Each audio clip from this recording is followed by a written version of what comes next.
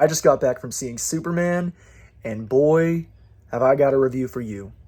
Now, oh man, I'm so glad I didn't eat my words because I made a video months prior talking about how I think this movie's going to be amazing and how I will really, really regret it if that video aged terribly. You can go check it out. It was uploaded a few months ago.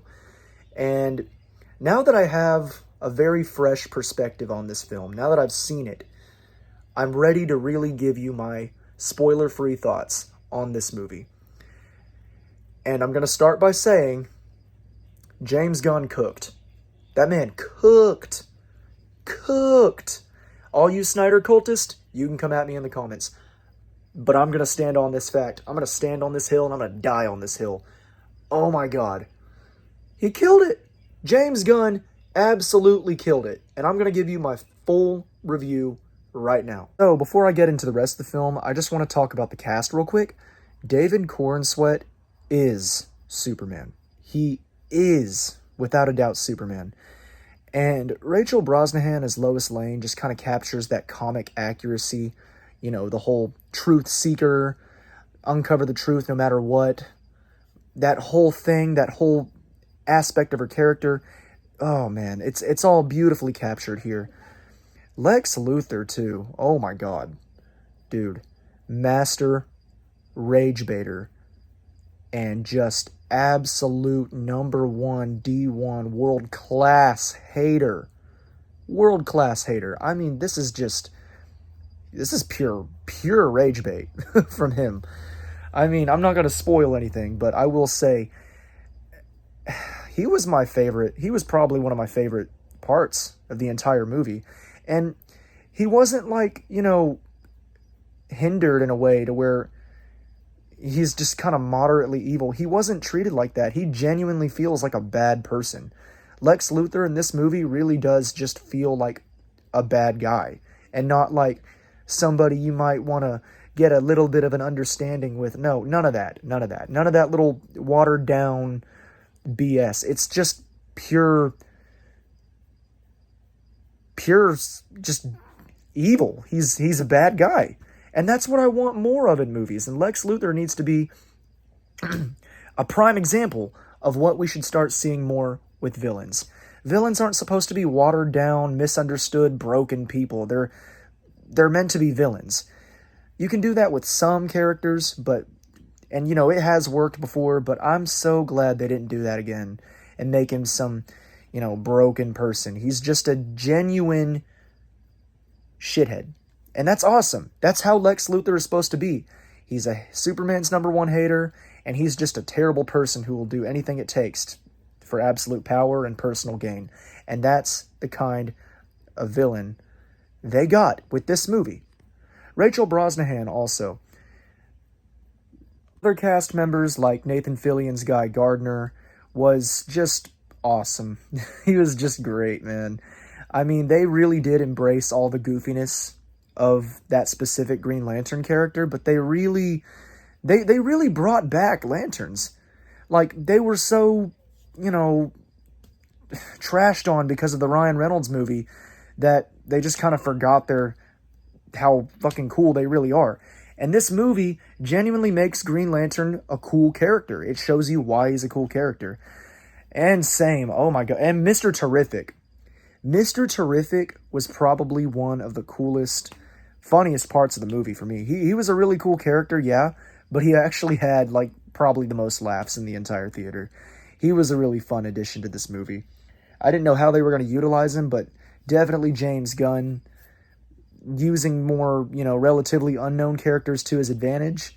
That's what this is right here. He's using, you know, all these kind of not so well-known characters and just making them the most peak parts of the movie.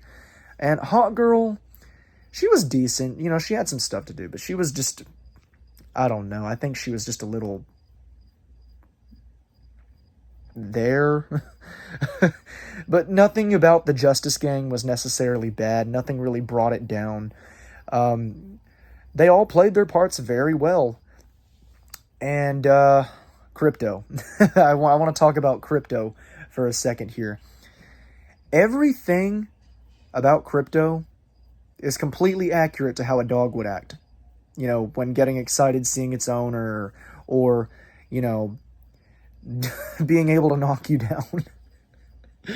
Just, being a joyful animal, but, blissfully unaware that it has superpowers. They really replicated how a dog would really act if it just was being a dog, but, didn't know it had superpowers. I loved Crypto. He wasn't, like, in your face either. He was genuinely just a awesome, awesome little cutesy character to have. And I loved Crypto, man. I loved him. Now, the thing with Ma and Pa Kent, they are the soul and heart and just pure raw humanity about this movie. What I love so much about those parental figures in Clark's life were the fact that they truly understood the studio, by the way. The studio truly understands that it's not some mythical calling to be this planet's protector. That's not why he's Superman. It's his parents. He was just a kid who was raised by good, loving parents. And those, that same love was integrated into his life, and it's why he's the hopeful, positive protector that we all know and love. And yeah, no, they were truly the heart and soul of this movie. And, they took some bold, I will say, you're in for some very bold scenes in this movie. And I just wasn't expecting it with that, particular couple of scenes. Oh, man. But yeah, definitely they are the heart. Stuttering like a motherfucker. They are the heart of this movie. Ma and Pa Kent truly shine, and it's the reason to see it. I'm telling you, they are truly understanding what makes Superman Superman, and it starts with his parents. They got it. They really got it there. Now I'm going to get into the story a little bit. You don't really, minor spoiler warning. You don't get a Superman origin story. This movie makes a very smart decision by not doing, the whole Superman came from the planet Krypton and how he's an alien and, packed up in a rocket and shot into space and all that stuff. You don't get all that. You don't get the classic origin story because you've seen it a million times. That's a very smart move. I'm so glad that superhero movies are really doing that now with a lot of different, more popular superheroes. Like the Batman didn't really have, Bruce Wayne's origin story rehashed to us. And, Spider-Man MCU trilogy didn't really have the whole, getting bit by the radioactive spider and all that stuff. I'm so glad that Superman is now getting that same treatment. Now, you're getting that, you're getting a Superman that's just in the middle of the action. He's already Superman. He's already doing his thing in Metropolis, and it's a well-established universe that metahumans have been around for hundreds and thousands of years, and it's great. We've already got a taking off point for the DCU. I like how this is the first entry in the DCEU, and we're already starting off very strong with the whole world building aspect. I liked that a lot.